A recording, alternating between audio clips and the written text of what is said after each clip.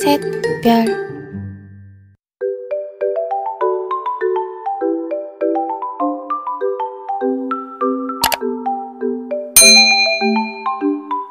Hi everyone.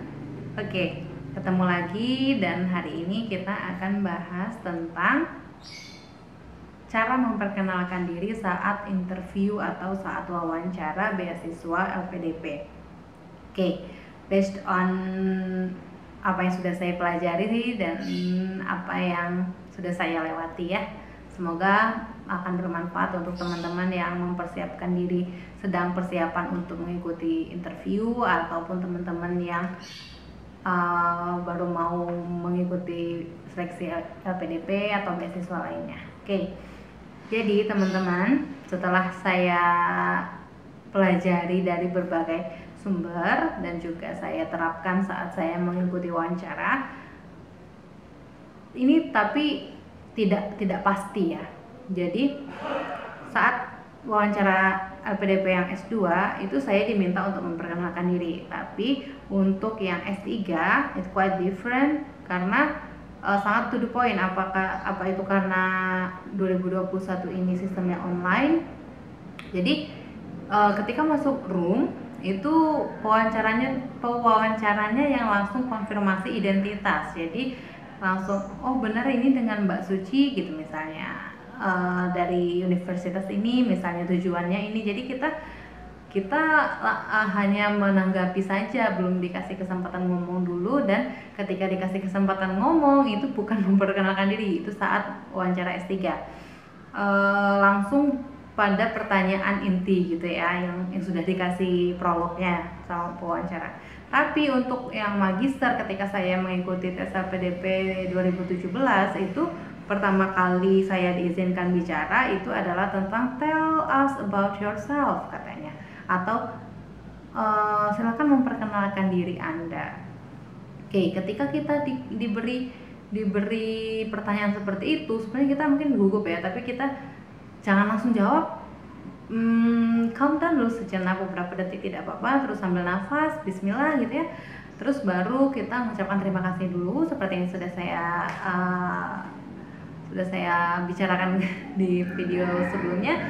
Usahakan saya thankful dulu, terima kasih dulu udah diberi kesempatan, thank you for the chance ya, thank you for the opportunity, sudah bisa mengikuti seleksi wawancara ini gitu. Kemudian baru kita mulai, dan hari ini kita bahas nih apa-apa yang harus kita ucapkan atau kita jelaskan ketika memperkenalkan diri. Jadi memperkenalkan diri yang baik itu kita tidak perlu mengulang CV karena pewawancara itu sudah memiliki CV kita. Jadi secara singkat saja tetapi usahakan lengkap. Yang pertama yang pasti nama kita, misalnya perkenalkan nama saya Suci Nugraha Amalia gitu ya, cukup itu aja, atau mungkin mau ditambahkan umur boleh, saya saat ini 26 tahun misalnya kan. Kemudian setelah nama kita langsung sebutkan atau jelaskan asal itu bisa asal berasal dari tempatnya, tempat asal kita, atau ditambah lagi dengan asal perguruan tinggi. Jadi misal perkenalkan, nama saya Suci Nugraha Amalia, biasa dipanggil Suci. Saat ini saya berusia 26 tahun.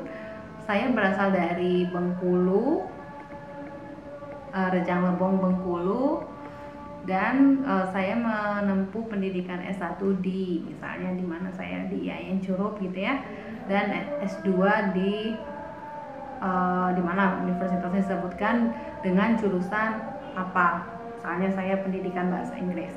Nah, setelah kita sebutkan nama, umur, asal tempat, asal universitas, asal perguruan tinggi, jadi kita jelaskan sedikit tentang educational background pendidikan. Tadi kan sudah bilang asal universitas, terus educational backgroundnya kita jurusan apa. Nah, ketika kita menjelaskan kita jurusan apa, kita bisa misalnya setelah menyebutkan saya berasal dari kampus ini dengan jurusan pendidikan bahasa Inggris yang linear dengan pendidikan S1 saya gitu. Boleh nih kita selipkan sedikit tentang isu yang menarik atau ketertarikan isu kita terhadap pendidikan bahasa Inggris itu khususnya di mana. Jadi langsung kita usahakan untuk relate, menghubungkan dengan isu yang kita angkat di esai kontribusi dan di proposal penelitian, dan bagaimana isu itu akan memberikan kontribusi kepada Indonesia melalui jurusan kita itu ya, jurusan pendidikan kita itu. Tapi sedikit saja, jangan detail karena nanti kita akan ditanya secara detail. Misalnya saya berasal dari jurusan pendidikan bahasa Inggris, di mana saya dalam ilmu pendidikan bahasa Inggris ini saya sangat tertarik dengan isu willingness to communicate. Misalnya contohnya saya ya, kalau saya itu kemarin kayak gitu, kasih sedikit penjelasan, kemudian jangan panjang-panjang, yang menggambarkan bahwa memang kita ini punya wawasan yang cukup luas dan ketertarikan yang mendalam terhadap jurusan yang kita tempuh gitu. Nah kemudian setelah itu kita sebutkan universitas tujuan. Jadi untuk misalnya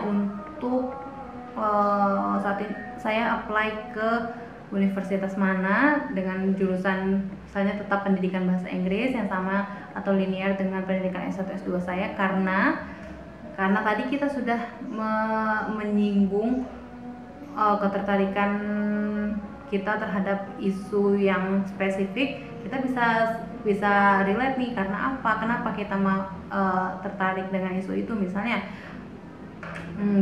saya akan mengambil jurusan pendidikan bahasa Inggris untuk beasiswa S3 ini karena saya membutuhkan misalnya upgrade ilmu tentang penelitian dan saya tertarik di bidang willingness to communicate, di mana berdasarkan penelitian saya sebelumnya atau referensi literatur yang saya dalami, bahwa pendidikan bahasa Inggris di Indonesia itu masih terkendala oleh rendahnya atau kurang aktifnya level willingness to communicate siswa ataupun mahasiswa. Jadi memang itu berdasarkan data kalau bisa ya. Jadi memang kebetulan sebelum saya buat proposal untuk riset yang HPDP ini, saya memang melakukan penelitian tentang itu gitu. Jadi memang relate ke S2 saya,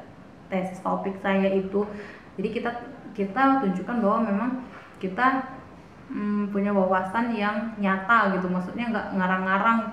Kita punya misalnya datanya gitu ya, bahwa ketika kita ngomong sesuatu statement yang itu seperti misalnya kita bilang bahwa keinginan berkomunikasi mahasiswa bahasa Inggris itu masih rendah, jadi kita harus menyertakan buktinya apa, misalnya dari penelitian saya tahun ini atau penelitian yang saya sebelumnya yang saya pelajari gitu, nggak harus punya kita sendiri. Oke?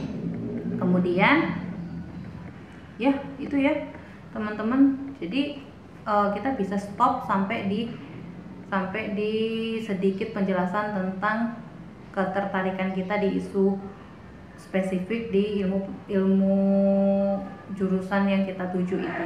Nah, kita berhenti di situ, setidaknya nanti itu akan menjadi bahan untuk interviewer itu menggali kita lebih dalam. Jadi starting pointnya itu memang harus di kita dulu, harusnya lebih baiknya ketika kita memang diminta memperkenalkan diri. Jadi ketika kita sudah cerita sedikit tentang willingness to communicate tadi, tentang ketertarikan kita terhadap isu willingness to communicate ini, nanti kemungkinan interviewer ini akan langsung menggali itu secara lebih mendalam gitu ya. Tapi kalau misalnya kita tidak menjelaskan apa-apa, itu nanti malah akan lebih jadi usahakan kita tuh jawaban kita tuh menggiring pertanyaan interviewer. Jadi kita sudah lebih siap dibanding nanti kita dapat pertanyaan yang unpredictable atau di luar dugaan banget ya. Tapi nggak apa-apa walaupun kita dapat pertanyaan yang tidak kita siapkan, it's okay, karena nggak akan sangat bertolak belakang dari diri kita pribadi, karena akan seputar itu ya, karena mungkin seputar organisasi. Nah, tadi saat memperkenalkan diri bisa juga kita sebutkan sedikit saja tentang pengalaman organisasi kita saat di S1 misalnya, atau saat di S2 gitu.